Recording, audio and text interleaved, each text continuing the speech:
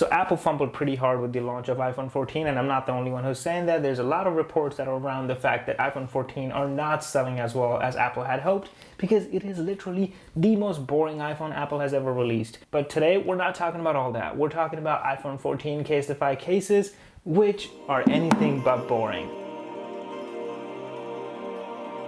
In my opinion, CASETiFY should be your default option if design is your priority. I have a few cases they sent me to look at, but before we get too deep into the video, I have to say this just to stay true to myself, that I am not a fan of the greenwashing style marketing campaign that CASETiFY has adopted.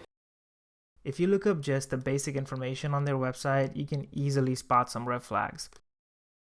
It's just something that just does not sit right with me. Probably not gonna get any more review samples from now on, I guess.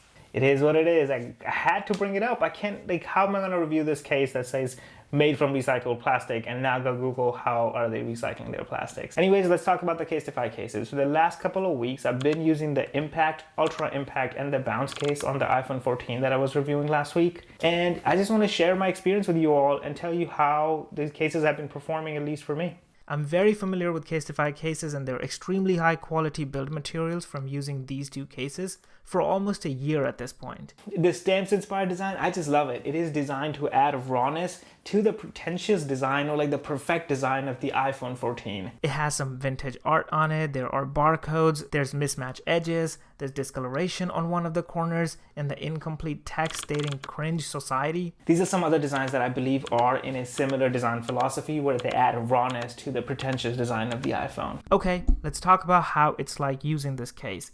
The iPhone 14 by itself is not a hefty phone to begin with, and if you add one of the Impact or Ultra Impact cases, the overall footprint doesn't increase a whole lot. Having said that, there's a whole different story when it comes to Bounce case. So let's take a look at this Bounce case first, because this is definitely the odd one out here. This is CASETiFY's best protective case. It is rated for a 20-foot drop.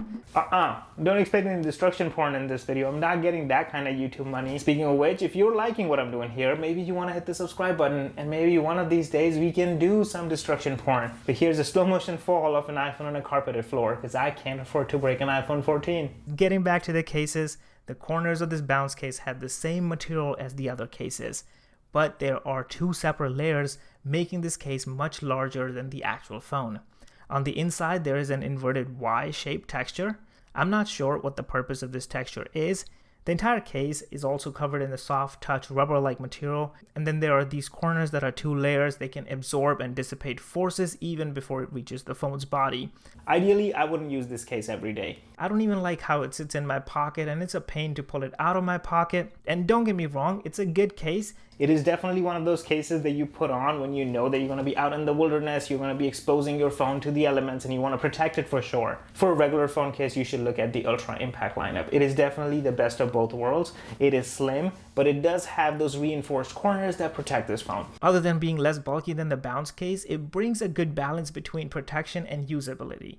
You can easily slide this case in and out of your pocket without being a whole ordeal. It is easy to install and easy to remove, but I haven't had it pop out by itself when I'm not intending to.